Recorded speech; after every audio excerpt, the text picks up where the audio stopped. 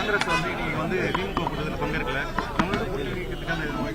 என்னன்னு கேட்டீங்கன்னா, தமிழக வெற்றி கழகம் 2 சீட்டு கூட வராது, 1 சீட்டு கூட வராதுன்னு சொல்லி கடந்த ஒரு மாசத்துக்கு முன்னாடி வரைக்கும் ஜோசியம் சொல்லிட்டு இருந்தாங்க. ஆனா ஒரு பெரிய மிராக்கல் நடந்தது, ஒரு பெரிய சர்ப்ரைஸ் நடந்தது, பெரிய அற்புதம் நடந்தது.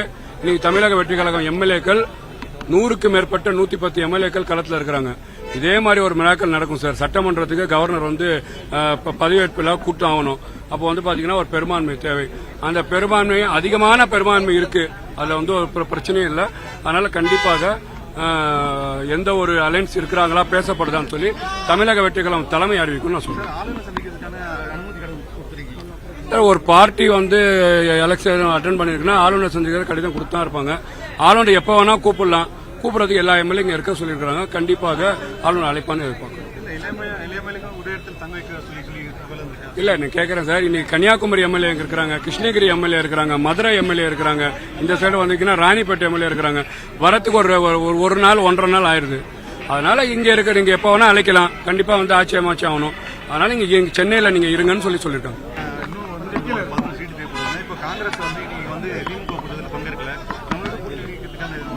என்னன்னு கேட்டீங்கன்னா, தமிழக வெற்றி கழகம் 2 சீட்டு கூட வராது, 1 சீட்டு கூட வராதுன்னு சொல்லி கடந்த ஒரு மாசத்துக்கு முன்னாடி வரைக்கும் ஜோசியம் சொல்லிட்டு இருந்தாங்க.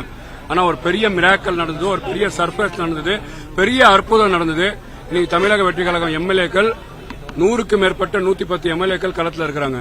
இதே மாதிரி ஒரு மிராக்கல் நடக்கும் சார். சட்டமன்றத்துக்கு கவர்னர் பதவியேற்பில் கூட்டம் ஆகணும். அப்போ பாத்தீங்கன்னா ஒரு பெரும்பான்மை தேவை. அந்த பெரும்பான்மை அதிகமான பெரும்பான்மை இருக்கு, அதுல ஒரு பிரச்சனையும் இல்லை.